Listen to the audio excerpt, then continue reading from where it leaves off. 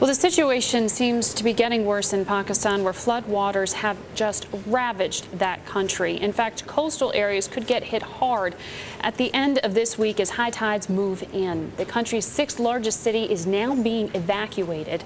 Today in Washington, Pakistani officials are meeting with the IMF to discuss whether that country should get loan relief, as it may face more than $15 billion in rebuilding costs. I spoke exclusively to the American ambassador to Pakistan this morning, Patterson, who joined us from Islamabad, and I asked her whether Pakistan needs that relief. We don't really have a good estimate of the damages so far.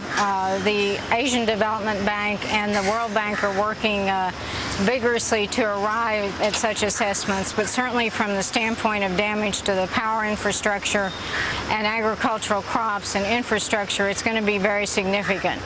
I think the government is committed to complying with the terms of the IMF agreement as best they can. Do you believe that those terms need to be relaxed somewhat so that Pakistan can deal with the crisis and not have as much as a half of its budget burdened with military spending and debt servicing as it currently is?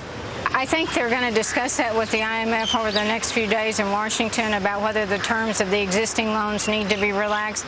I don't think it's clear yet that they do need to be relaxed. But certainly going forward, I think the IMF has indicated a willingness to look at the provisions again. It's important that Pakistan convey a sense of fiscal responsibility, even in the midst of this crisis, and I think their economic team, which is quite good, understands that and is very much committed to doing that.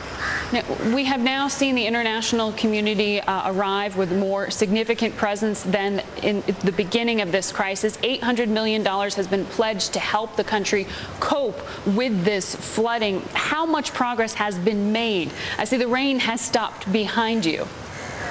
I think the response of the international community was a little anemic at first, in part because of the generous donations to Haiti, in part because the death toll here was mercifully low.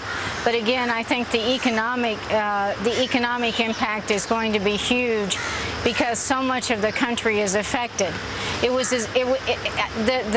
The analogy to use, at least in my mind, is it was if the Mississippi, the tributaries to the Mississippi, the Missouri River, the Arkansas River, the Red River had all overflowed at the same time and dumped huge amounts of water into to the Mississippi and debris. The Indus functions in Pakistan much like the Mississippi functions in the United States.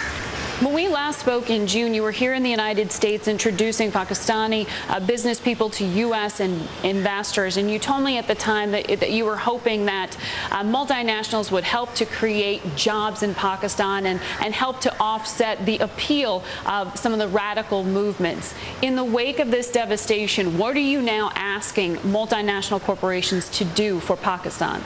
I don't think the real theme has changed that we were trying to present with that group of Pakistani businessmen and women, that Pakistan does present very promising investment opportunities for American corporations who have largely had a very good experience here on the ground in Pakistan. And I appreciate that it's hard to promote investment when you see a good portion of the country underwater. But even more urgently now, American investment is going to be required to rebuild the country. And again, I'm convinced that American corporations and entrepreneurs can make money here in this environment, even in this environment. You also talked about the problem of perception in Pakistan, and you noted that the United States hasn't told its own story about how much economic aid it has provided Pakistan. The Pakistani public doesn't understand how much help the U.S. has lent that country. Now, do you think that the U.S. military needs to be more involved on the ground in order to help win those hearts and minds and offset the appeal of terrorism?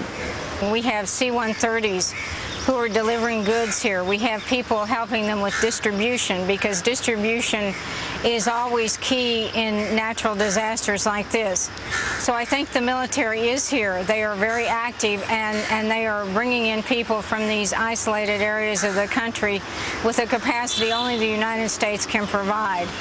Now, tomorrow, Pakistan's Prime Minister will be meeting with health officials and international aid groups to talk about the challenge that's presented by the floods in terms of spreading disease. The World Health Organization is very concerned about that. What is most needed right now to help and to stabilize on this front? What's needed most is clean water. And the international community is trying to bring in as many water purification plants as possible. We've brought in some that are being used in the northern part of the country. So clean water and disease surveillance, because the key to controlling these diseases has been to catch them at an early stage and rush the preventative measures to that area.